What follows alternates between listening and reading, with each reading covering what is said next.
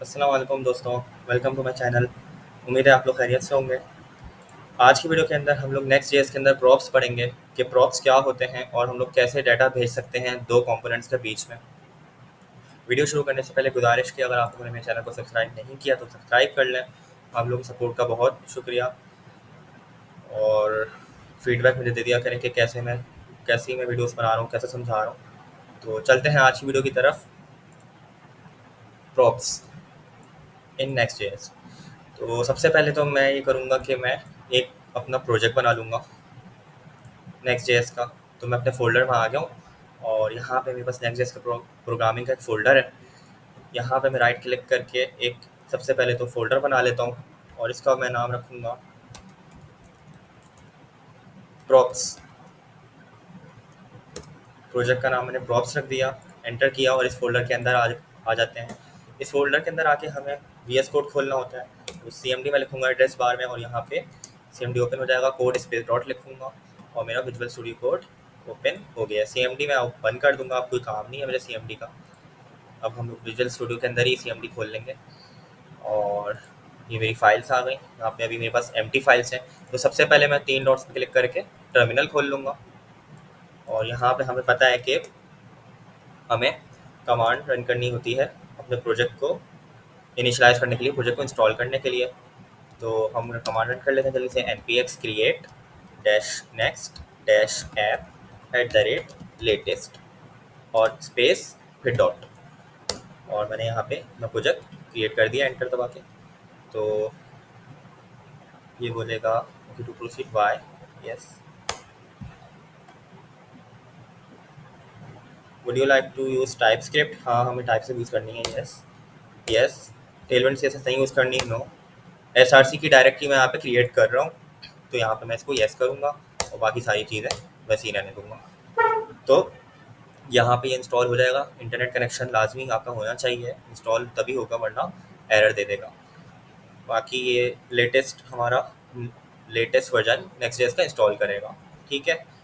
तो ये हमारा प्रोजेक्ट इंस्टॉल हो रहा है, फाइल सारी डाउनलोड हो रही है। यहाँ पे आप लोग देख सकते हो, यहाँ पे कुछ फाइल्स आ भी गई हैं।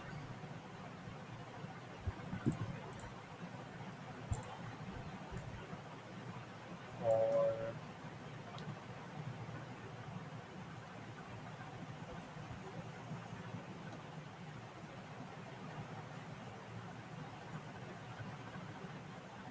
तो ये इंस्टॉल यहाँ पे सक्सेस यहाँ पे लिखा हुआ आ जाएगा, तो हमारा इंस्टॉल कंप्लीट हो जाएगा।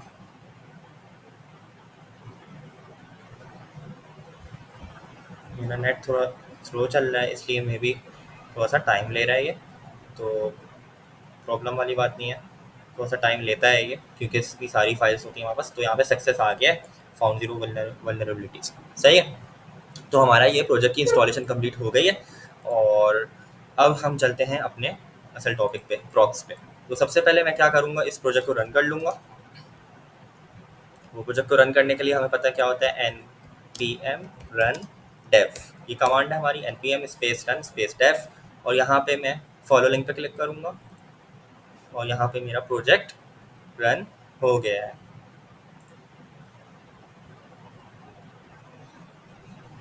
कंपाइल्ड आ गया। अब मैं यहाँ पे खोलूँगा तो यहाँ पे मेरी डिफ़ॉल्ट स्क्रीन आ गई है, ठीक है। अब हम क्या करेंगे, अपनी इस डिफ़ॉल्ट स्क्रीन को हमेशा चेंज करते हैं। तो हमें पता है कि एसआरसी के अंदर मेरे पास एक ऐप का फ़ोल्डर होगा और ऐप के फ़ोल्डर के अंदर मेरे पास पेज.tsx होगा। तो पेज.tsx की फ़ाइल मैं ओपन करूँगा, सही है। यहाँ से ये हमारा डिफ़ॉल्ट पेज है। इस टर्मिनल को मैं बंद कर देता हूँ क्रॉस, और यहाँ पे ये मेरा होम पेज आ गया है, सही है। तो हमेशा की तरह मैं क्या करूँगा, अपने मेन के कंटेनर को और फुटर के कंटेनर को दोनों को हटा दूँगा और यहाँ से क्लास नेम भी हटा दूँगा, सही है। और यहाँ पे मैं लिख दूँगा एक हेडिंग, h1 का टैग लगाऊँगा डिव के अंदर और हेडिंग में मैं लिख दूँगा होम पेज, सही है। होम पेज आ गया। अब मैं देख लेता हूँ मेरा क्या आउटपुट आ रहा है। तो यहाँ पे मुझे होम पेज मिल गया, ये मेरा होम पेज आ गया, सही है।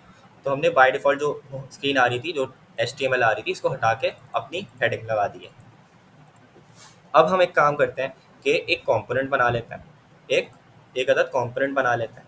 तो ऐप के अंदर ऐप के अंदर मैं एक राइट क्लिक करके कंपोनेंट्स का फोल्डर बनाऊंगा और उसमें एक स्टूडेंट का कंपोनेंट बना लूँगा। ठीक है, तो ये वो सारा वही काम है जो कि हम लोग करते आए हैं, हमें पता आता है ये पहले से।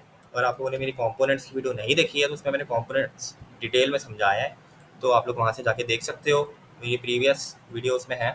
तो यहाँ पे मैंने ऐप पे राइट क्लिक करके एक कंपोनेंट्स का फोल्डर बना दिया, और यहाँ पे वापस से मैं इस पर राइट क्लिक करके कंपोनेंट्स पे राइट क्लिक करके न्यू फाइल पे क्लिक करूँगा। यहाँ पे मैं स्टूडेंट्स का एक कॉम्पोनेंट बना दूँगा, students dot T S x. ठीक है, तो student dot T S x का मैंने कॉम्पोनेंट बना दिया और एंटर करूँगा, ये कॉम्पोनेंट क्रिएट हो गया। अब मैं क्या करूँगा कि अपने page dot T S x में वापस आऊँगा, जो मेरी मेन फाइल है, मतलब होम पेज की फाइल है, और यहाँ से जो मेरा फंक्शन है पूरा का पूरा उसको मैं कॉपी करूँगा और students dot T S x में पेस्ट कर दूँगा। अब यहाँ पे मेरे पास फंक्शन का नेम हमें पता है कि जो हमारा कॉम्पोनेंट का नाम होता है हम लोग वही रखते हैं और कैपिटल से स्टार्ट करते हैं। तो स्टूडेंट मैंने रख दिया अपना स्टूडेंट, कंपोनेंट का नाम स्टूडेंट था तो मैंने फंक्शन का नाम भी स्टूडेंट रख दिया। ठीक है, यहाँ पे मैं लिख दूंगा स्टूडेंट डिटेल्स। हम क्या चाहते हैं, स्टूडेंट डिटेल्स के हमें स्टूडेंट की डिटेल्स शो करनी है। तो ये मेरा H1 आ गया। अब मैं क्या करूँगा, एक अदद यहाँ पे H4 लूँगा या H3 ले लूँगा, H3 सही है। और यहाँ पे मैं लिखूँगा नेम और अपना नाम लिख दूँगा, सही है। और एक और मैं यहाँ पे प्रॉपर्टी ले लेता हूँ, एक और मैं डाटा ले लेता हूँ और इसमें मैं एज ले लेता हूँ, यहाँ पे मैं इसको 23 लिख देता हूँ। तो यहाँ पे मेरे पास नेम आ गया और एज आ गया। अब हम देखते हैं आउटपुट क्या आ रहा है। तो आउटपुट अभी हमारा होम पेज ही आएगा। क्यों? क्योंकि हमने कंपोनेंट तो बना दिया लेकिन कंपोनेंट को इंपोर्ट ही नहीं कराया हमने। यहाँ पे यूज़ भी तो करवाना होता है। होम पेज मेरा है ये रहा, तो ये वाला पेज तो अभी विजिबल है, लेकिन हमारा जो कंपोनेंट है वो तो यहाँ पे यूज़ ही नहीं हुआ, हमने तो यूज़ ही नहीं किया, उसको इंपोर्ट ही नहीं कराया, और इंपोर्ट कराने के बाद यूज़ भी नहीं किया। तो हमें क्या करना पड़ेगा, इसको इंपोर्ट करना पड़ेगा अपने कंपोनेंट को, क्योंकि हमने कंपोनेंट तो बना दिया लेकिन इसको यूज़ नहीं किया। सही है, तो हम क्या करेंगे, इंपोर्ट। और इंपोर्ट मुझे क्या करना है, स्टूडेंट का कंपोनेंट। तो मैं स्टूडेंट यहाँ पे एक नाम दे दूंगा। बाय द वे यहाँ पे आप लोग कुछ भी नाम दे सकते हो, कोई हार्ड एंड फास्ट रूल नहीं है कि यही नाम होना चाहिए स्टूडेंट, नहीं, यहाँ पे कुछ भी दे सकते हो। इंपोर्ट स्टूडेंट फ्रॉम, और यहाँ पे मैं लोकेशन दे दूंगा अपने कंपोनेंट की। ठीक है, तो ये यहाँ पे जैसे मैं डॉट स्लैश लिखूंगा, अभी हम लोग कौन सी फाइल में, page dot T S x में, और हमारा कंपोनेंट्स का फोल्डर कौन से फोल्डर में, इसी फोल्डर के अंदर है जिसमें हम खड़े हुए हैं। तो हमें सिर्फ डॉट स्लैश लिखना है और हमारा कंपोनेंट्स का फोल्डर विजिबल हो जाएगा। कंपोनेंट्स स्लैश स्टूडेंट्स आ गया, तो ये स्टूडेंट्स आ गया मेरे पास। अब यह बोल रहा है कि स्टूडेंट को हमने इंपोर्ट तो कर लिया लेकिन इसको यूज़ नहीं किया, तो इसको यूज़ भी कर लेते हैं। यूज़ करने का तरीका सिंपल है, नीचे ही मैं इसको एंटर करूँगा और यहाँ पे स्टूडेंट, यहाँ पे मैं लेस देन का साइन लिखूँगा इस तरीके से, स्टूडेंट इस तरीके से लिखा, और यहाँ पे मैंने स्लैश डालना है और फिर क्लोज कर देना है टैग को। तो ये सेल्फ क्लोजिंग टैग होता है, इसमें हम एक ही टैग ले रहे होते हैं, इसका क्लोजिंग टैग नहीं होता। ओपनिंग टैग और क्लोजिंग एक ही होता है, सही है। तो इस तरीके से हमने इस कॉम्पोनेंट को यूज़ कर लिया। ये वाली स्पेलिंग आपकी और ये वाली स्पेलिंग सेम होनी चाहिए। अगर मैं यहाँ से स्टूडेंट का टी हटा दूँ तो एरर देगा, सही है। यहाँ से भी मैंने हटा दिया तो इसने मैच कर लिया। तो ये स्पेलिंग आपकी और ये वाली स्पेलिंग सेम होनी चाहिए, सही है। तो ये हमने देख लिया कॉम्पोनेंट। अब यहाँ तक तो हम लोग करते आए हैं, हमें पता है कि ये हमने कॉम्पोनेंट को यूज़ कर लिया है। अब हम इसका आउटपुट देखते हैं। तो मेरे पास ये आ गया, इसका आउटपुट क्या आया, आउटपुट नेम ज़ाहिर एज 23। ठीक है, तो स्टूडेंट की डिटेल्स आ गई मेरे पास। अब जो है, अब प्रॉप्स की अगर बात कर लें कि प्रॉप्स होते क्या, तो ये तो हमने कंपोनेंट की बात कर ली कि हमने एक कंपोनेंट बनाया था और उसमें कुछ डाटा शो करा दिया। ठीक है, अब प्रॉप्स की अगर बात करें हम लोग, तो प्रॉप्स बेसिकली हमारे पास क्या करते हैं कि कंपोनेंट्स के बीच में दो कंपोनेंट्स अगर हमारे बने हुए हैं, फॉर एग्जांपल मेरे पास यहाँ पे स्टूडेंट्स का कंपोनेंट है और यहाँ पे एक मेरे पास होम पेज है। तो ये जो होम पेज है, इससे अगर हमें डाटा भेजना है किसी स्टूडेंट्स के पेज में, डाटा कुछ भी हो सकता है, सही है। तो उसके लिए हमारे पास प्रॉप्स काम आएंगे। तो प्रॉप्स का मतलब होता है कि दो कंपोनेंट्स के बीच में आप डाटा पास कर रहे होते हो, सही है। पास डाटा बिटवीन टू कंपोनेंट्स, दो कंपोनेंट्स के बीच में अगर आपको डाटा पास करना है, डाटा क्या हो सकता है क्या नहीं हो सकता वो आगे देखेंगे। अभी के लिए हमें क्या मैंने बताया आप लोगों को कि दो कंपोनेंट्स के बीच में अगर डाटा पास करना है तो वो प्रॉप्स के जरिए होता है। प्रॉप्स मतलब प्रॉपर्टी। तो ये प्रॉप्स जो है हमारा वो शॉर्ट फॉर्म है प्रॉपर्टीज का। तो कंपोनेंट्स की जो प्रॉपर्टीज होती हैं वो प्रॉप्स कहलाते हैं। ठीक है, कंपोनेंट्स की प्रॉपर्टी में क्या आ गया, डाटा उसका। डाटा आ गया। अब अगर मैं डाटा की बात करूँ तो जो डाटा है हमारा वो क्या हो सकता है। अगर मैं किसी भी डाटा की बात करूँ, अगर मैं इसकी बात करूँ नेम ज़ाहिर, मेरा नाम एक डाटा है, या मैं एज की बात करूँ ये मेरा एक डाटा है। तो आप लोगों का एक सवाल होगा कि ये हमने अभी वेबसाइट बना दी, सही है, वेबसाइट तो नहीं है, एक छोटा सा पेज है और स्टाइलिंग भी नहीं हुई, यहाँ पे मेरा नाम दिख रहा है, मेरी एज दिख रही है, तो यहाँ पे डाटा आ तो रहा है, डाटा शो तो हो रहा है। तो आप लोगों का ये सवाल होगा कि जब हमारा काम इससे हो रहा है, हमारा डाटा शो हो रहा है, मैंने अपना नाम दिखा दिया, एज दिखा दिया, तो ये प्रॉप्स का क्या क्या काम है, मतलब प्रॉप्स को हम क्यों यूज़ करें। तो अब देखें अब मैं समझाता हूँ कि प्रॉप्स बेसिकली करते क्या हैं। तो बेसिकली हमारे पास जो रियल वर्ल्ड वेबसाइट्स होती हैं, अगर मैं बात कर लूँ यूट्यूब की, अगर मैं बात करूँ यूट्यूब की, तो यहाँ पे जैसे कि ये मेरा चैनल है, अब यहाँ पे एक मुझे हेडिंग दिख रही है, सही है, ये H1 के टैग में होगा या H2 के टैग, जिस भी टैग में होगा, किसी टैग में लिखा हुआ होगा, HTML तो होगी है, कोई ना कोई टैग होगा ये, सही है, फर्ज करें ये H1 का टैग में लिखा है। अब H1 के टैग में क्या आप लोगों को क्या लगता है कि जो यूट्यूब वालों ने कोडिंग की होगी वो इस तरीके से की होगी, यहाँ पे कोड विद जाहिर लिख दिया होगा H3, नहीं। तो होता ये है कि ये जो हेडिंग है, अगर मैं अपना यहाँ पे जैसे मैं प्रोफाइल में जा रहा हूँ, व्यू और चैनल में जा रहा हूँ, तो यहाँ पे मुझे ये दिख रहा है कोड विद हाई। अगर कोई और बंदा होगा वो अपनी प्रोफाइल में जाएगा और वो यहाँ पे क्लिक करेगा तो उसको क्या दिखेगा, यहाँ पे उसको क्या दिखेगा, कोड विद ज़ाहिर ही दिखेगा, नहीं, उसको अपने चैनल का नाम दिखेगा, उसको अपनी प्रोफाइल का नाम दिखेगा, जो भी उसका चैनल का नाम होगा वो दिखेगा।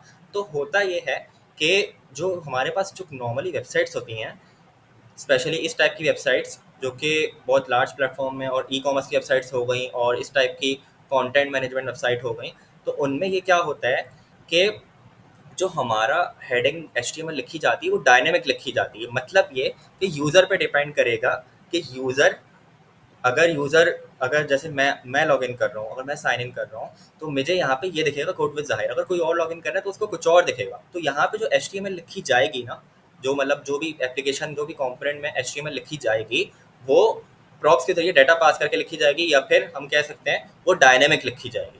ठीक है, वो डायनेमिक HTML लिखी जाएगी, उसको हम लोग हार्ड कोड नहीं कर सकते। अगर हम लोगों ने हार्ड कोड करके लिख दिया, यानी कोड विद ज़ाहिर इस तरीके से लिख दिया, तो दुनिया में जितने भी लोग जब भी लॉगिन करेंगे तो यहाँ पे यही लिखा हुआ आएगा।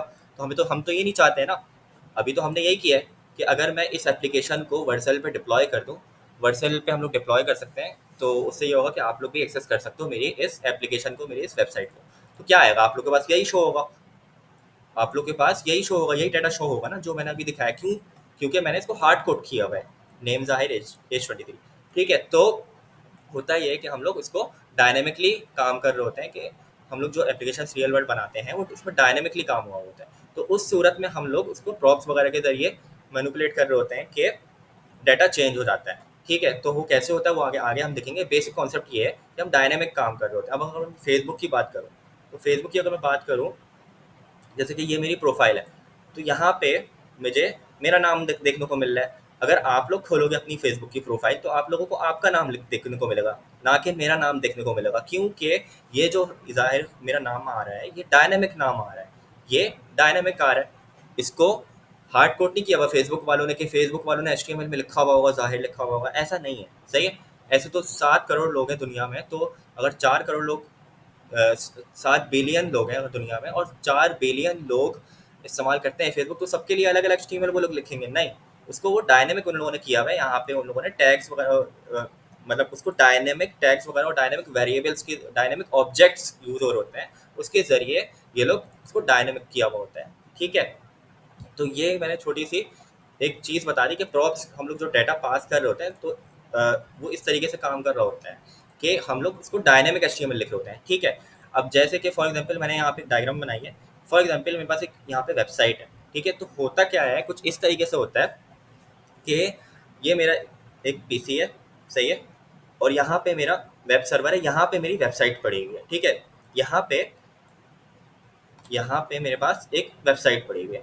अब वेबसाइट जो, जब मैंने यहाँ से रिक्वेस्ट की, मैं www गया और www.zahir.com पे गया, तो होगा क्या कि जो कुछ डाटा वो फैच करेगा। अब वो हमारे पास कुछ डाटा यहाँ पे पड़ा हुआ, अच्छा ये डाटा सर्वर है, या यहाँ पे हमारे पास डाटा सर्वर है, तो यहाँ से सबसे पहले क्या होगा कि डाटा उठ के आएगा और यहाँ पे आएगा डाटा, सही है। जब डाटा यहाँ पे उठ के आएगा और यहाँ पे हमारी HTML पड़ी हुई होगी, ठीक है, यहाँ पे हमारी HTML।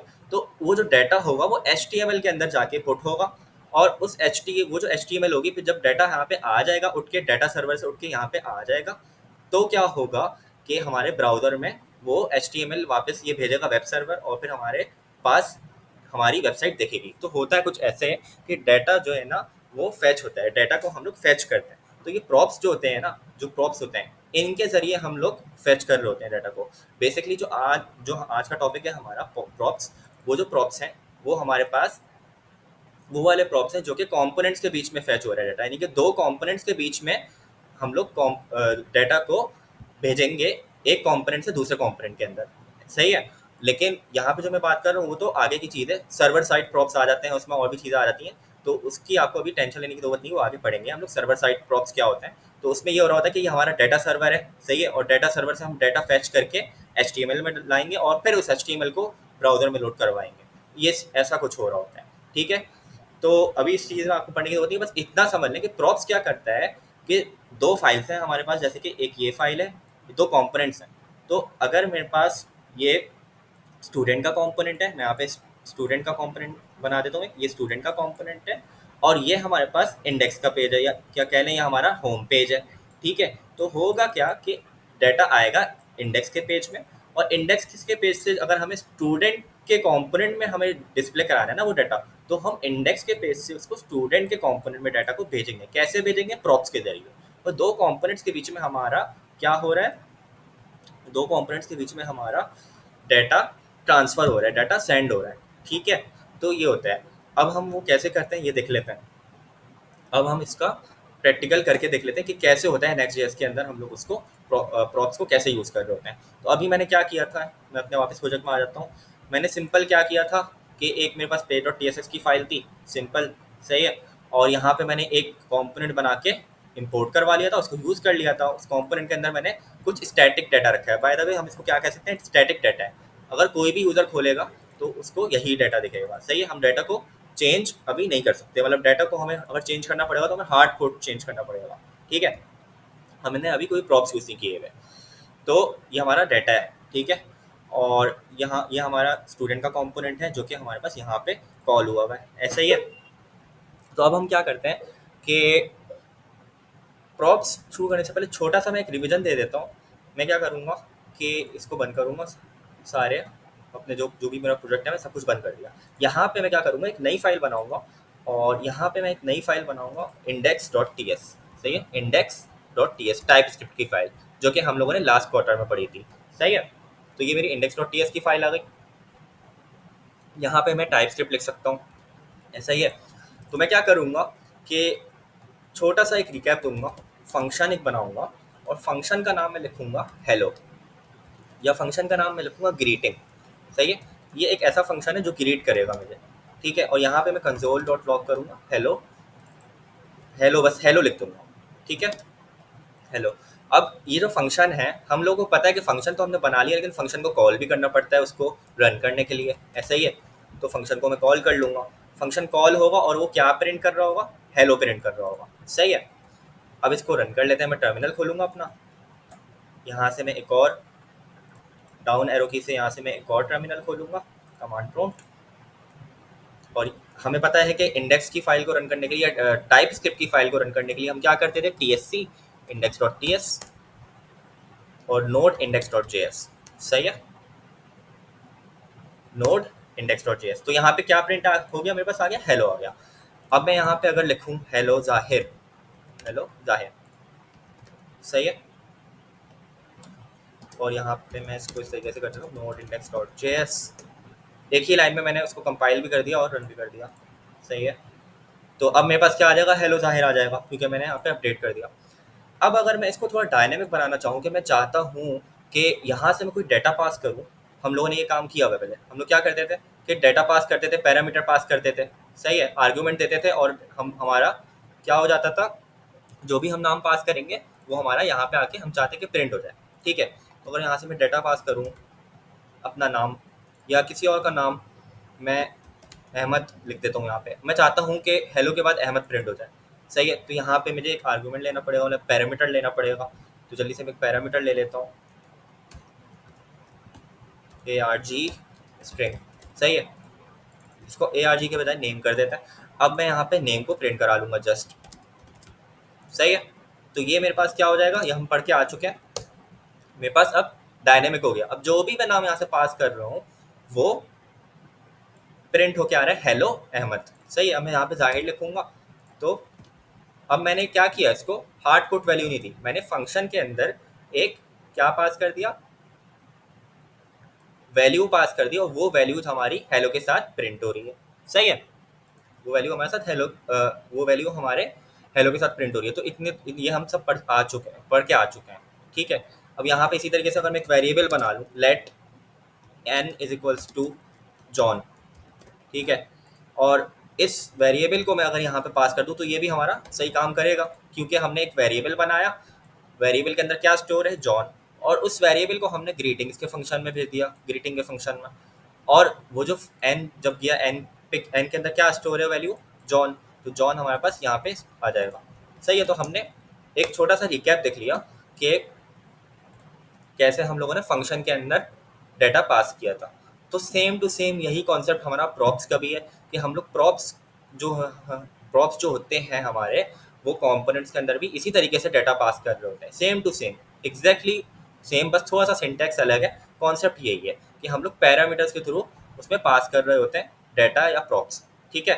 तो ये थोड़ा सा मैंने रिकैप दे दिया, अब मैं इसको बंद कर दूंगा और अब हम चलते हैं अपने प्रॉप्स के असल टॉपिक पे, ठीक है। तो अब मैं वापस अपने एसआरसी के फोल्डर में आऊँगा, और यहाँ पे ऐप का फोल्डर है मेरा, कंपोनेंट्स का फोल्डर है, pay.tsx की फाइल है। तो pay.tsx की फाइल मैंने ओपन कर ली। अब यहाँ पे मेरे पास स्टूडेंट का कंपोनेंट है। अब स्टूडेंट का कंपोनेंट पे चलते हैं। बाय द वे, अगर आपको स्टूडेंट का कंपोनेंट पे जाना है तो यहाँ पे आप कंट्रोल दबा के इस पर क्लिक करोगे तो ऑटोमेटिकली आप स्टूडेंट का कंपोनेंट पे पहुँच जाओगे, ऐसे, सही है। तो कंपोनेंट्स के अंदर student.tsx की फाइल पे आ गया, ठीक हो गया। अच्छा, अब हम क्या करते हैं, अब हम एक काम करते हैं कि क्या हम लोग यहाँ पे कोई वेरिएबल बना के उसको HTML में यूज़ कर सकते हैं। तो स्टेप बाय स्टेप चलते हैं। मैं क्या करूँगा कि रिटर्न से ऊपर, मतलब रिटर्न के ऊपर मैं यहाँ पे एंटर दबा के थोड़ा सा स्पेस दूंगा, सही है। और यहाँ पे मैं एक वेरिएबल बनाऊंगा। हम लोग यहाँ पे एक वेरिएबल भी बना सकते हैं टाइप स्क्रिप्ट का, क्योंकि ये .tsx की फाइल है, तो हम लोग यहाँ पे टाइप स्क्रिप्ट भी यूज़ कर सकते हैं। बेसिकली ये हमारी जो रिटर्न लिखा हुआ है, ये एक्सपोर्ट लिखा हुआ है, ये क्या है, ये हमारी जावा स्क्रिप्ट, ये टाइप स्क्रिप्ट ही है, सही है। तो मैंने एक यहाँ पे वेरिएबल बनाया, किसका वेरिएबल बनाता हूँ, नेम का वेरिएबल बना लेता हूँ, और यहाँ पे मैं अपना नाम लिख देता हूँ, ठीक है। और एक और वेरिएबल मैं बना लेता हूँ, लेट एज इक्वल्स, और यहाँ पे मैं एज लिख देता हूँ, ठीक है। तो ये मैंने दो वेरिएबल बना लिए, नेम और एज के, ठीक है। लेकिन मैंने कहाँ बनाया है, वो रिटर्न के अंदर नहीं बना सकते हम लोग को कहाँ बनाना होगा, रिटर्न के ऊपर, फंक्शन के अंदर या तो बना लें या फंक्शन के बाहर भी बना सकते हैं, सही है, आपकी मर्जी है। लेकिन फंक्शन के अंदर हम लोग बनाए तो ज़्यादा बेहतर है। तो इन दोनों वेरिएबल्स मैंने यहाँ पे क्रिएट किया। अब क्या हम लोग ये वेरिएबल्स को कंसोल करा सकते हैं, तो कंसोल करा के देख लेते हैं जल्दी से। कंसोल में करा लेता हूँ यहाँ पे नेम को, नेम कंसोल करा लेते हैं। और कंसोल कराने का तरीका वही है कि हम क्या करेंगे, अपने मैंने टर्मिनल खोला, अब मैंने यहाँ पे कमांड प्रोम ओपन किया था, तो मुझे अपने वो पुराने वाले टर्मिनल पे जाना है, तो उसमें मैंने जस्ट यहाँ पे क्लिक करना है, यहाँ पे, सही है। और मैं अपने पुराने वाले टर्मिनल पे आ गया, नीचे आऊँगा, सबसे नीचे आऊँगा, तो मुझे यहाँ पे क्या मिल गया, मेरा नाम प्रिंट हुआ मिल गया, सही है, क्योंकि मैंने यहाँ पे कंसोल किया। तो हमारा जो भी टर्मिनल है, कमांड प्रॉम्प्ट है, उसके अंदर हमारे पास यहाँ पे हमारा नाम मिल जाएगा, आपका जो भी नाम आप लिखोगे वो यहाँ पे मिल जाएगा, क्योंकि हमने कंसोल कराया इसको। अगर मैं एज कंसोल कराता हूँ, एज को कंसोल कराया, तो अब यहाँ पे एज मिल जाएगी 23, ठीक है। तो ऑटोमेटिकली ये कंपाइल होता रहता है, हमें बार बार इसको कंपाइल करने की ज़रूरत नहीं पड़ती। ये हमारा फ़ायदा है इसका नेक्स्ट जेएस में, ये ऑटोमेटिकली जो है ना कंपाइलर उसको कंपाइल करता रहता है जब भी हम कोई चेंज करते हैं, ठीक है। यहाँ से मैंने ऑटो सेव ही ओपन किया हुआ है, तो ऑटो सेव होता रहता है, सही है। अब आगे चलते हैं। तो ये तो हमने देख लिया कि कंसोल के अंदर हम कैसे कराएंगे। लेकिन अगर मैं चाहता हूँ कि यहाँ पे फॉर एग्जांपल मैं नेम कर देता हूँ उसको अहमद, ठीक है, मैं नेम कर देता हूँ अहमद। मैं चाहता हूँ कि कंसोल, अभी तो कंसोल में प्रिंट हो रहा है ना, मेरे टर्मिनल में आ रहा है, मैं चाहता हूँ कि यहाँ पे चेंज हो जाए HTML के अंदर। यहाँ पे जो मेरी HTML आ रही है, यहाँ पे जो मेरी HTML आ रही है, ये HTML चेंज हो जाए, मतलब इसकी जगह मैं डायनेमिक कर दूँ उसको। तो उसको हम कैसे कर सकते हैं, उसको हम ऐसे कर सकते हैं कि HTML में हमारे पास एक फॉर्मेट होता है लिखने का। इसका हम लोग क्या करेंगे, मैं अपना नाम मिटाऊंगा यहाँ से, सही है, सॉरी, यहाँ से अपना नाम मिटाऊंगा, H3 के अंदर से अपना नाम मिटाऊंगा और यहाँ पे मैं कर्ली ब्रैकेट्स लगा दूंगा, सिंगल कर्ली ब्रैकेट। ठीक है, सिंगल कर्ली ब्रैकेट के अंदर हम लोग डायरेक्ट जावास्क्रिप्ट या टाइपस्क्रिप्ट के वेरिएबल्स यूज़ कर सकते हैं। इसे हम JSX फॉर्मेट कह रहे होते हैं, सही है। हम लोग सिंगल ब्रैकेट लगाते हैं, सिंगल कर्ली ब्रैकेट लगाते हैं और उसके अंदर हम लोग डायरेक्ट कोई भी वेरिएबल रखेंगे वो प्रिंट हो जाएगा। अब मैं नेम का वेरिएबल है, यहाँ पे मैं नेम लिख देता हूँ। ये जो नेम का वेरिएबल था, ये वाला लाइन नंबर 7 में, इसको मैंने यहाँ पे यूज़ कर लिया H3 के अंदर। ठीक है, अब मैं यहाँ पे क्रोम खोलूंगा तो यहाँ पे आप लोग देखो, यहाँ पे अहमद आ गया मेरा, सही है। इसी तरीके से अगर मैं इसको चेंज करूँगा, अगर मैं इस वेरिएबल की वैल्यू चेंज करूँ, अब मैं दिखाता हूँ आप लोगों को। ये वेरिएबल था मेरा अहमद का, अगर मैं यहाँ पे कुछ भी लिखूँ XYZ, तो यहाँ पे भी ऑटोमेटिकली चेंज हो जाएगा। मुझे अपनी HTML चेंज करने की ज़रूरत नहीं पड़ी, सही है। हमने जस्ट डाटा चेंज किया, मतलब वेरिएबल चेंज किया और हमारा काम हो गया। अब इसी तरीके से अगर मैं एज को भी डायनेमिक करना चाहूँ तो एज को भी डायनेमिक मैं कैसे कर सकता हूँ, 23 को मिटाऊंगा यहाँ से और यहाँ पे मैं सिंगल कर्ली ब्रैकेट लगाऊंगा, क्लोज करूँगा ब्रैकेट को और एज लिख दूंगा। ठीक है, एज आ गई हमारी 23। अब मैं यहाँ से अगर चेंज करूँ 24, तो ये हमारा डायनेमिक काम हो गया, सही है। लेकिन ये प्रॉप्स नहीं है, ये हमने जस्ट वेरिएबल्स को यूज़ किया, हमने प्रॉप्स को यूज़ नहीं किया, सिर्फ वेरिएबल्स को यूज़ किया अभी। ठीक है, तो प्रॉप्स किस लिए काम आते हैं कि अगर आपके पास डाटा, अगर आपके पास डाटा इस पेज में पड़ा है, यानी कि इस कंपोनेंट में पड़ा हुआ है, ठीक है, फंक्शन कौन से, किस फंक्शन में पड़ा हुआ है, होम के फंक्शन में, और आप चाहते हो कि उसको स्टूडेंट के पेज में डिस्प्ले कराओ, सॉरी, स्टूडेंट के कंपोनेंट में जाके भेजो और वहाँ डिस्प्ले कराओ, तो वहाँ पे आप लोगों को भेजने के लिए प्रॉप्स काम आएगा, यहाँ से हम प्रॉप्स देंगे। ठीक है, तो अब वो देखते हैं वो कैसे होगा। तो ये तो आप लोग को बात समझ आ गई कि हमने वेरिएबल्स को यूज़ किया है। ठीक है, कि हमने वेरिएबल्स को इस्तेमाल करके, कंसोल को मैं हटा देता हूँ अभी, HTML के अंदर हमने डायनेमिकली डाटा चेंज करवा रहे हैं। ठीक है, तो मैं वापस से ये कर देता हूँ। अब प्रॉप्स पे आ जाता है कि प्रॉप्स हम कैसे यूज़ कर सकते हैं। तो अगर मैं इस यहाँ से अगर जो मैंने वेरिएबल्स अभी लिए हैं इनको कॉपी करूँ, इनको कॉपी करके मैं अपने पेज डॉट TSX यानी होम पेज में आऊँ और यहाँ पे मैं यहाँ पे पेस्ट कर दूँ, सही है। ये मैंने वेरिएबल्स को पेस्ट कर दिया, सही है। तो यहाँ पे भी मेरे पास इस तरीके से आ गए, नेम और एज आ गई। ठीक है, अब मैं ये चाहता हूँ कि यहाँ पे तो डाटा अभी मेरे पास यहाँ पे ही था और मैंने यहाँ से वेरिएबल को डिस्प्ले करा दिया था, ऐसा ही है, मतलब ये स्टूडेंट का कंपोनेंट था और यहाँ पे मैंने वेरिएबल बना के यहीं पे डाटा डिस्प्ले करा दिया था। लेकिन मैं चाहता हूँ कि यहाँ पे मेरे पास ये मौजूद नहीं है, यहाँ पे मेरे पास डाटा नहीं है। डाटा मेरे पास कहाँ पे रखा हुआ है, इधर रखा हुआ है। डाटा मेरे पास कौन से कंपोनेंट में रखा हुआ है, होम के कंपोनेंट में या होम पेज पे रखा हुआ है। ठीक है, तो अब इस होम पेज से मुझे अगर भेजना है ना डाटा को स्टूडेंट के कंपोनेंट में, तो फिर हम लोग क्या कर सकते हैं, प्रॉप्स का यूज़ कर सकते हैं। प्रॉप्स का इस्तेमाल करते हुए हम लोग भेज सकते हैं। अब प्रॉप्स को हम कैसे यूज़ करेंगे, तो बहुत ईजी है। हमें क्या करना है, सिंपल स्टूडेंट के कंपोनेंट में आना है।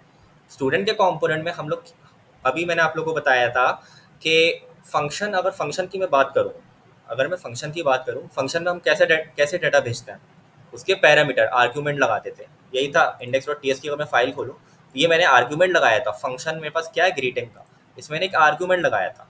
तो यहाँ पे भी मैं क्या करूँगा कि फंक्शन है मेरा स्टूडेंट का, यानी स्टूडेंट कंपोनेंट का जो फंक्शन है, स्टूडेंट कंपोनेंट का जो फंक्शन है, उसमें हमें डाटा भेजना है। हमें कहाँ डाटा भेजना है, हमें पेज और TSX से स्टूडेंट में भेजना है ना डाटा। तो हम लोग स्टूडेंट के फंक्शन के अंदर एक आर्गूमेंट लगा देंगे और उस आर्गूमेंट में मैं ले लेता हूँ डाटा, और यहाँ पे मैं इसकी टाइप कर देता हूँ एन, यानी किसी भी टाइप का वो डाटा हो सकता है। ठीक है, तो डाटा लिख दिया और एन, बस ये लिख दिया।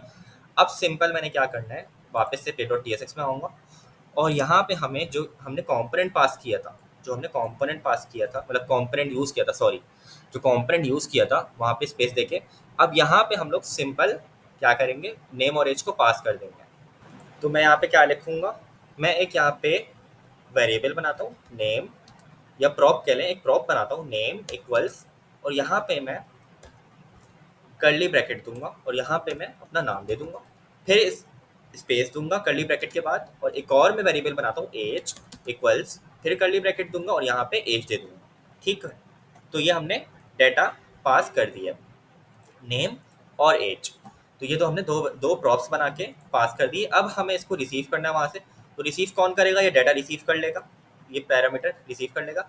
अब जस्ट हमें इस डाटा के ज़रिए, ये जो डाटा है इसके अंदर हमारे पास दोनों वैल्यूज़ आके स्टोर हो जाएंगी। जो भी हम दोनों वैल्यूज़ भेजेंगे, नेम और एज, वो वो क्या भेज रहे हैं हम लोग? ज़ाहिर और 23 भेज रहे हैं। अब उसमें कुछ भी है, हम लोग अभी नेम और एज के ज़रिए भेज रहे हैं, ठीक है। तो नेम और एज की जो दोनों जो ये जो दोनों प्रॉप्स हैं, ये कहाँ आके स्टोर हो जाएंगे? इस डाटा के अंदर। और इस डाटा के ज़रिए फिर हम लोग यहाँ पे इसको डिस्प्ले करा देंगे एचटीएमएल में, ठीक है। तो मैं यहाँ से क्या करूँगा, यहाँ पे जो मैंने डायनेमिक वेरिएबल लिखे थे इसको मैं मिटाऊंगा, ठीक है। और डाटा लिखूंगा, डाटा डॉट लिखूंगा, और डॉट लिखने के बाद मैंने, अब यहाँ पे इंपॉर्टेंट पार्ट आता है, क्या देना होगा? ये वाला नेम देना होगा। कौन सा? ये वाला वेरिएबल नेम। तो ये वाला वेरिएबल मैं यहाँ पे नेम कॉपी करता हूँ और यहाँ पे इसको लगा दूंगा, डाटा डॉट नेम आ गया। इसी तरीके से मेरे पास यहाँ पे कौन क्या वेरिएबल का नाम है? एज, सही है। तो यहाँ पे मैं डाटा डॉट एज लिख दूंगा, ठीक हो गया। अब अगर मैं जाऊँ यहाँ पे, तो यहाँ पे मेरे पास आउटपुट वही आ रहा है, सही है। अब मेरे पास ये डाटा पास हो गया है, सही है। आप लोग बोलोगे तो वही आउटपुट है, तो आउटपुट तो वही है, लेकिन अब हमारा क्या हो रहा है? डाटा पास हो रहा है। कैसे पास हो रहा है? हमने प्रॉप्स के जरिए। अब यहाँ पे देखिए कमेंट कर दिया मैंने, स्टूडेंट्स वाले कंपोनेंट में वेरिएबल्स नहीं है, कोई वेरिएबल नहीं बना हुआ। हम जस्ट क्या कर रहे हैं कि यहाँ पे हम लोगों ने स्टूडेंट के कंपोनेंट में यहाँ पे डाटा पास किया है, सही है। अच्छा, अब अगर मैं, सब बात आती है कि अगर मैं एज की स्पेलिंग गलत कर दूँ, यानी कि एज का ए कैपिटल कर दूँ, तो क्या होगा? तो फिर यहाँ पे हमारे पास एक, मैं इसको रिलोड करूँ तो यहाँ पे मेरे पास एज गायब हो गई, ठीक है। एज गायब हो गई, क्यों गायब हो गई? क्योंकि अब उसको प्रॉप मिल नहीं रहा। अब मैं स्टूडेंट्स के कंपोनेंट में अगर जाऊँ तो यहाँ पे डाटा डॉट एज है, इसमें ए स्मॉल है, सही है। एज का ए स्मॉल है, तो यहाँ पे मुझे इसको कैपिटल करना पड़ेगा, ठीक है। अब आ गई मेरे पास एज, सही है। तो ये जो प्रॉपर्टीज़ है हमारी, यानी कि ये जो हमारे पास प्रॉप्स के नाम है, प्रॉप्स के नाम क्या है? नेम और एज। ये हमारे ना सेम रहने चाहिए इस डाटा डॉट नेम और इस डाटा डॉट एज से, ठीक है। तो ये हमारे सेम रहने चाहिए। दूसरी चीज़ ये कि हमारे पास, मैंने ये दो वेरिएबल्स बनाए। अब इन दोनों वेरिएबल्स को तो यूज़ ही नहीं किया मैंने, तो इन दोनों को भी हम यूज़ कर सकते हैं। अभी तो मैं, अगर मैं इसको कमेंट कर दूँ, सही है, इसको मैं कमेंट कर दूँ और जस्ट मैंने यहाँ पे हार्ड कोड वैल्यू दे दी है। यहाँ पे नेम के अंदर ज़ाहिर पास कर दिया, एज में 23 पास कर दिया, तो अभी भी ये काम करेगा, सही है, सही से, सही है। अभी भी ये सही से काम कर रहा है। क्यों? क्योंकि मैंने यहाँ पे इसको वैल्यू दे दिया। लेकिन अगर मैं यहाँ पे वेरिएबल बना के वेरिएबल पास करूँ प्रॉप्स में, सही है, वेरिएबल को पास कर दो, तो ये भी तो हो सकता है। तो ये कर लेते हैं जल्दी से। तो ये थोड़ा सा और ज़्यादा डायनेमिक हो जाएगा कि यहाँ पे मैंने एक वेरिएबल बनाया था। फॉर एग्जांपल मैं यहाँ पे एन रख देता हूँ इसका, और इसका मैं ए रख देता हूँ, ठीक है। इस वेरिएबल का नाम मैंने एन रख दिया, इसका मैंने ए रख दिया। तो अब एन को मैं कहाँ लिख सकता हूँ? किसकी जगह लिख सकता हूँ? इसकी जगह एन लिख दिया यहाँ पे, ठीक है। तो नेम किसके बराबर है? नेम का जो प्रॉप है या नेम की जो प्रॉपर्टी है वो किसके बराबर है? एन के वेरिएबल के। और एन के वेरिएबल के अंदर क्या है? ज़ाहिर स्टोर है, सही है।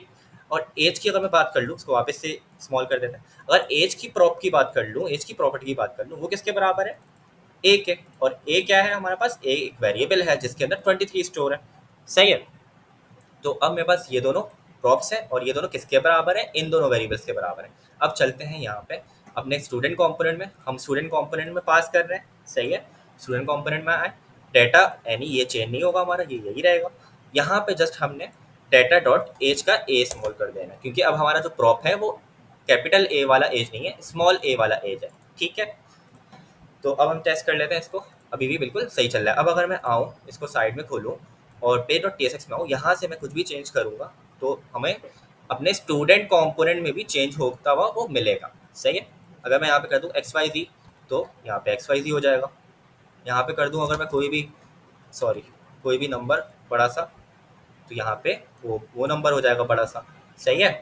तो इस तरीके से हमने देख लिया कि कैसे हम लोग कंपोनेंट्स कंपोनेंट्स के बीच में डाटा पास कर सकते हैं, ठीक है, वेरिएबल्स के थ्रू और प्रॉप्स के थ्रू, ठीक है।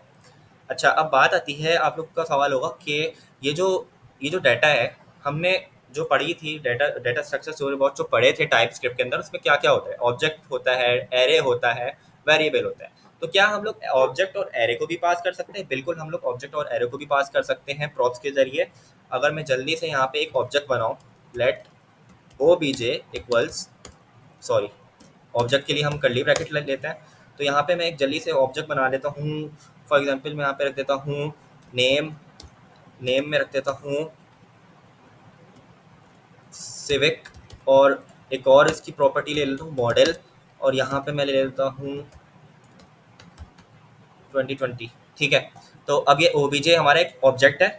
ऑब्जेक्ट के अंदर क्या क्या प्रॉपर्टीज है, नेम और मॉडल। ठीक है, क्या मैं इस ऑब्जेक्ट को पास कर सकता हूँ, क्या मैं इस ऑब्जेक्ट को पास कर सकता हूँ? तो बिल्कुल हाँ, हम लोग इस ऑब्जेक्ट को भी इस कंपोनेंट के अंदर पास कर सकते हैं। कैसे? मैं क्या करूँगा, मैं इस लाइन को डुप्लीकेट करूँगा, इसको कमेंट करूँगा ताकि पहले वाला कोड हमारा ज़ाया ना हो, इसको हटाऊंगा मैं।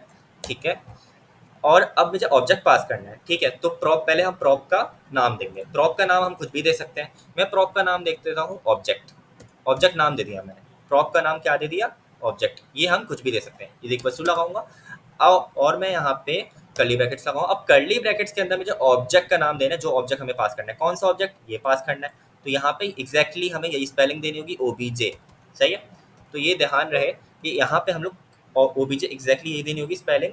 और ये जो है, ये जो ऑब्जेक्ट है, ये हम कुछ भी रख सकते हैं। ये ऑब्जेक्ट का प्रॉप का नाम हम कुछ भी रख सकते हैं। सही है, लेकिन ये एग्जैक्टली सेम रहना चाहिए आपका। ठीक हो गया। अब मैं जाऊंगा स्टूडेंट्स में, और स्टूडेंट्स में अब मैं क्या करूंगा, ये डाटा हमने किस में पास किया, ये ऑब्जेक्ट हमने किस में पास किया, स्टूडेंट के कंपोनेंट में। तो हम स्टूडेंट के कंपोनेंट में आएंगे और यहाँ पे मैं इसको कमेंट करूंगा। सही है, इसको कमेंट करूंगा। अब डाटा तो यही इसी तरीके से रहेगा, क्योंकि डाटा की टाइप एनी है। पहले वो क्या फेंक रहा था, पहले वो वेरिएबल को फेंक रहा था स्टूडेंट के फंक्शन के अंदर। अब वो क्या फेंक रहा है, एक ऑब्जेक्ट फेंक रहा है। तो टाइप तो एनी है, तो काम तो हमारा चल जाएगा इससे। सही है, आप लोग चाहो तो इसकी टाइप ऑब्जेक्ट भी डिफाइन कर सकते हो, जो भी वहां से डाटा आ रहा है उस हिसाब से डिफाइन कर सकते हो। मैंने अभी इसकी एनी टाइप रख दी है। ठीक है, एनी टाइप का मतलब कोई भी डाटा टाइप हो सकती है, कोई भी डाटा टाइप का डाटा पास हो सकता है। सही है, तो अभी ऑब्जेक्ट पास हो रहा है। तो अब हम यहाँ पे क्या लेंगे, एक H1 ले लेंगे, और H1 के अंदर अब आप क्या करोगे कि डाटा डॉट और फिर ऑब्जेक्ट, यानी उस प्रॉप का नाम क्या था, प्रॉप का नाम है ऑब्जेक्ट। ऑब्जेक्ट लिख दिया, और उसके बाद फिर डॉट, और डॉट के बाद हम लोग क्या लिख देंगे, प्रॉपर्टी का नाम जो हमें शो करानी है। मैं चाहता हूँ कि मुझे मॉडल लिख जाए, तो मैं मॉडल यहाँ से कॉपी करूँगा और यहाँ पेस्ट कर दूंगा। अब हमें ये दिख जाना चाहिए क्रोम में। नहीं दिख रहा, क्या, क्यों नहीं दिख रहा हमें? Data dot object, object dot model क्यों दिख रहा है? क्योंकि हमने एक मिस्टेक कर दी। इस पूरे को हमने कर्ली ब्रैकेट्स में रैप करना था, कर्ली ब्रैकेट्स में रैप करना था इस तरीके से। अब हमें अपना आउटपुट सही शो हो जाएगा। सही है, 2020 आ गया। सही है, तो यहाँ पे मैं इस तरीके से लिख देता हूँ कार मॉडल। ठीक है, तो कार मॉडल क्या आ गया, 2020। सही है, तो इस तरीके से हम लोगों ने ऑब्जेक्ट भी पास कर लिया, हमने ऑब्जेक्ट का डाटा शो करा दिया। इसी तरीके से अगर मुझे कार का नेम शो कराना है, तो कार नेम के लिए सिर्फ मैंने क्या करना होगा, मॉडल की जगह क्या आ जाएगा, नेम आ जाएगा। ध्यान रहे कि आपकी जो भी ऑब्जेक्ट की प्रॉपर्टी है, यानी कि नेम है, तो नेम की स्पेलिंग सेम रहनी चाहिए। और मॉडल है, यानी ऑब्जेक्ट के अंदर जो मॉडल की प्रॉपर्टी है, इसकी स्पेलिंग भी इस वाले मॉडल से सेम रहनी चाहिए। अगर यहाँ पे मैं मॉडल का आखिर से एक लेटर गायब कर दूँ, तो मेरे पास यहाँ पे नहीं आएगा आउटपुट। ठीक है, तो स्पेलिंग सेम रहनी चाहिए आपके, प्रॉप की भी स्पेलिंग सेम रहनी चाहिए, मतलब आपके जो डाटा है उसकी, और जो प्रॉप है यानी कि ऑब्जेक्ट उसकी भी, और जो हमारी प्रॉपर्टीज़ है, एक्चुअल प्रॉपर्टीज़ है, नेम और मॉडल ऑब्जेक्ट की जो प्रॉपर्टीज़ है, उनकी स्पेलिंग भी सेम रहनी चाहिए। सही है, तो हमने ये देख लिया कि कैसे हम लोग ऑब्जेक्ट भी पास कर सकते हैं। तो चाहे किसी भी टाइप का डाटा हो, वेरिएबल हो, या फिर हमारे पास ऑब्जेक्ट हो, या फिर हमारे पास एरे हो, या किसी भी टाइप का डाटा, वो आप पास कर सकते हो प्रॉप्स के जरिए। सही है, प्रॉप्स क्या होते हैं, सिंपल प्रॉपर्टी होती हैं। किस चीज़ की प्रॉपर्टी होती है, कंपोनेंट्स की प्रॉपर्टी होते हैं। सही है, और उनका काम क्या होता है, एक कंपोनेंट से दूसरे कंपोनेंट में डाटा पास करना। क्यों पास करते हैं, कभी कभी हमारे पास ये होता है कि हमारे पास एक फाइल के अंदर डाटा होता है और हमें उसको दूसरी फाइल के अंदर सेंड करना होता है। तो उस सूरत में हमें ये मदद करते हैं प्रॉप्स, क्या करने में, डाटा को एक कंपोनेंट से दूसरे कंपोनेंट में सेंड करने में। तो छोटा सा मैं एक रिकैप दे देता हूँ, फिर वीडियो को एंड करते हैं। तो प्रॉप्स बेसिकली हमारे पास क्या होते हैं, प्रॉपर्टीज़ होती हैं कंपोनेंट्स की, जो कि क्या करती हैं, हम डाटा को पास करती हैं दो कंपोनेंट्स के बीच में, पेरेंट कंपोनेंट से चाइल्ड कंपोनेंट के बीच में डाटा को पास कर रही होती है। अच्छा, ये डॉक्यूमेंटेशन भी मैं खोली हुई है, यहाँ पे भी आप देख सकते हो। इसके बारे में है कि ये नेक्स्ट जेस की डॉक्यूमेंटेशन है। यहाँ पे मेरे पास जैसे कि ये एक फंक्शन है हमारे पास, और होम पेज का फंक्शन है, इसमें हेडर है हमारे पास। यहाँ पे फिर हमारे पास यूजिंग प्रॉप्स ये टाइटल जा रहा है हमारा, ये एज अ प्रॉप जा रहा है, टाइटल हम पास कर रहे हैं हेडर के कंपोनेंट के अंदर, सही है, टाइटल को हम पास कर रहे हैं, सही है, टाइटल क्या है, प्रॉप है, वैल्यू क्या है टाइटल की, रिएक्ट, ठीक है। और ये हमारे पास फंक्शन है, किसका फंक्शन है, ये हमारा हेडर का फंक्शन है, यानी हेडर का कंपोनेंट है, इसमें प्रॉप्स का प्रॉप्स का वो आ रहा है, आर्गुमेंट आ रहा है, ठीक है, जो हमने क्या बनाया था, जो हमने अपना डाटा का बनाया था, हमने अपना डाटा के नाम से रखा था, इन लोगों ने किससे रख लिया, सॉरी इन लोगों ने किससे रख लिया, प्रॉप से रख लिया, सही है। फिर हम इसको ये बता रहे हैं कि कंसोल डॉट लॉग भी कर सकते हो आप, मैंने दिखाया था, जैसे कि हम अगर कोई वेरिएबल होता है उसको हम कंसोल डॉट लॉग भी कर सकते हैं। और फिर आगे ये बता रहे हैं कि यहाँ पे जो टाइटल है उसको हम लोग इस तरीके से भी यूज़ कर सकते हैं ब्रैकेट्स में, और उसको हम लोग कंसोल भी कर सकते हैं, सही है। तो ये डॉक्यूमेंटेशन आप लोग गो थ्रू कर लीजिएगा। इस तरीके से हम लोग डॉलर के थ्रू यानी टेम्पलेट लिटल के थ्रू भी हम लोग इसको यूज़ कर सकते हैं। टेम्पलेट लिटल भी हमने टाइप स्क्रिप्ट में पढ़ा था कि जो भी अगर हम टाइटल है, जो भी हमारा प्रॉप है, उसको हम लोग एज अ टेम्पलेट लिटल भी यूज़ कर सकते हैं, सही है। तो ये डॉक्यूमेंटेशन आप लोग देख लीजिएगा, बहुत फ़ायदेमंद होती है डॉक्यूमेंटेशन। वैसे तो सारी चीज़ें मैंने कवर करवा ली हैं, ठीक हो गया। तो मैं छोटा सा इसका रिवीजन दे रहा था। हाँ, तो क्या किया हमने, सिंपल हम लोगों ने ये किया था कि एक पेज हमारा page dot T S x की फ़ाइल थी, जिसके अंदर हमने ये किया था कि हमने एक कंपोनेंट बनाया था सबसे पहले और उसको इंपोर्ट करवा लिया था। इंपोर्ट करवाने के बाद हमने उसको यूज़ कर लिया था, सही है। फिर हमने क्या किया, दो वेरिएबल्स बनाए या एक ऑब्जेक्ट बनाया, सही है। अभी मैं वेरिएबल से समझा देता हूँ। दो वेरिएबल्स बनाए, किसके अंदर बनाए, रिटर्न से ऊपर बनाए, रिटर्न के ऊपर बनेंगे, रिटर्न के अंदर नहीं बना सकते, रिटर्न के अंदर आपकी सिर्फ और सिर्फ HTML आती है। तो रिटर्न के ऊपर आपने दो वेरिएबल बनाए। वेरिएबल बनाने के बाद आपने सिंपल क्या करना है कि स्टूडेंट का जो भी जहाँ भी कंपोनेंट बना हुआ है, जहाँ भी हम लोग कंपोनेंट को यूज़ कर रहे हैं, उसके क्लोजिंग टैग के अंदर यानी उसके टैग के अंदर हमने प्रॉप का कोई भी नाम देना है। कोई भी नाम दे सकते हो आप यहाँ पे, लेकिन जो भी आप नाम यहाँ पे दोगे वो वही वहाँ पे कंपोनेंट में यूज़ होगा। तो सही है, यहाँ पे आप कुछ भी नाम दे सकते हो, सही है। और फिर यहाँ पे इक्वल्स टू दे के उसकी वैल्यू दे देनी है। वैल्यू क्या है हमारी, मतलब जो भी हमारी वेरिएबल की, अगर वेरिएबल की बात करूँ तो हमने वेरिएबल दे दिया था यहाँ पे एन और ए, और एन और ए किसके बराबर थे, इन वैल्यूज़ के बराबर थे, एक्स वाई जी और 2 4 5 6, सही है। और अगर मैं ऑब्जेक्ट की बात करूँ तो हमने डायरेक्ट ऑब्जेक्ट का नाम दे दिया था, ठीक हो गया। तो इस तरीके से हमने प्रॉप्स बना के पास कर दिए थे। अब चलते हैं स्टूडेंट कंपोनेंट में। सिंपल हमने कुछ भी नहीं किया था, यहाँ पे एक पैरामीटर ले लिया था, पैरामीटर आ भी रहा लिखा हुआ, यहाँ पे पैरामीटर आ भी रहा लिखा हुआ कि डाटा है उसकी टाइप है एनी, सही है। पैरामीटर का नाम आप कुछ भी दे सकते हो, ठीक हो गया। फिर हमने यहाँ पे रिटर्न के अंदर कुछ भी नहीं किया, सिर्फ H1 लिखा, सही है। और अपने कर्ली ब्रैकेट्स के अंदर हमने जो भी हमारा आर्गुमेंट था यानी जो भी हमारा पैरामीटर था उसका नाम दे दिया। पैरामीटर आप यहाँ पे अगर जो भी दे रहे हो वही पैरामीटर यहाँ पे आएगा। और उसके बाद डॉट लगाया, डॉट ऑपरेटर लगाया, और फिर हमने जो भी हमारा प्रॉप का नाम था, प्रॉप का नाम क्या था, प्रॉप का नाम हमने ये दिया था, यही था हमारा प्रॉप का नाम, प्रॉप का नाम दे दिया। प्रॉप के नाम के बाद हमने डॉट लगा के जो भी हमें प्रिंट कराना है, अब जैसे कि ऑब्जेक्ट था, अगर ऑब्जेक्ट की बात करूँ तो ऑब्जेक्ट में क्या था कि हमारे पास दो प्रॉपर्टी थी, नेम और मॉडल। तो अगर नेम प्रिंट कराना है तो डॉट नेम, मॉडल प्रिंट कराना है तो डॉट मॉडल, स्पेलिंग आपकी सेम रहनी चाहिए, ठीक है। इसी तरीके से अगर मैं वेरिएबल की बात करूँ, अगर हम वेरिएबल पास कर रहे थे तो सिंपल जो भी हमारा आर्ग्यूमेंट था यानी जो भी हमारा पैरामीटर था वो आ गया था डाटा। और फिर हमने जो भी हमने यहाँ से प्रॉप का नाम, जो भी हमारा प्रॉप का नाम था, नेम और एज, वो हमने जस्ट प्रिंट करा लिया था, data dot name, data dot age. तो इसमें भी आपकी स्पेलिंग सेम रहनी चाहिए, सही है। तो आई होप आप लोग को समझ आया होगा, कोई इतनी प्रॉब्लम की बात नहीं। प्रॉप्स यहाँ से जो भी हम प्रॉप डिफाइन करते हैं उसको हम जस्ट यहाँ पे पैरामीटर लगा के पैरामीटर डॉट प्रॉप लिख देते हैं। यानी कि इसका सिंटेक्स कुछ इस तरीके से बनेगा। अगर मैं इसका सिंटेक्स बनाऊँ यहाँ पे, अगर इसका मैं सिंटेक्स बनाऊँ कमेंट में, कि पैरामीटर आ जाएगा, पैरामीटर का नाम, जो भी पैरामीटर का नाम ये रहा, डॉट लगेगा, उसके बाद जो भी प्रॉप का नाम, सही है, पैरामीटर का नाम, उसके बाद डॉट आएगा, उसके बाद प्रॉप का नाम, सही है। पैरामीटर ये रहा, फिर डॉट, फिर प्रॉप का नाम। तो ईजी है, आई होप आप लोग को समझ आ गया होगा और मैंने अच्छे से एक्सप्लेन कर दिया है। तो सिंपल आप लोगों को बस ये याद रखना है कि प्रॉप्स क्यों यूज़ होते हैं। ये दो बीच में कंपोनेंट्स के डाटा पास करने के लिए यूज़ होते हैं, और इसका काम यही होता है कि डायनेमिक हम लोग जो कर रहे होते हैं प्रोग्राम्स को सॉरी वेबसाइट्स को जो हम लोग अपने डायनेमिक कर रहे होते हैं, डाटा को डायनेमिक कर रहे होते हैं, उसमें बहुत ये काम आ रहा होता है प्रॉप्स, डाटा को पास करने में कंपोनेंट्स के बीच में। ठीक है, आई होप आप लोग को समझ आया होगा। और नेक्स्ट वीडियो इंशाल्लाह डायनेमिक राउट्स पे होगी नेक्स्ट ईयर्स में। और अगर आप लोग को वीडियो समझ आई हो, पसंद आई हो, तो दोस्तों के साथ शेयर कीजिएगा, चैनल को सब्सक्राइब करें और अपना ख्याल रखें। अल्लाह हाफ़िज़।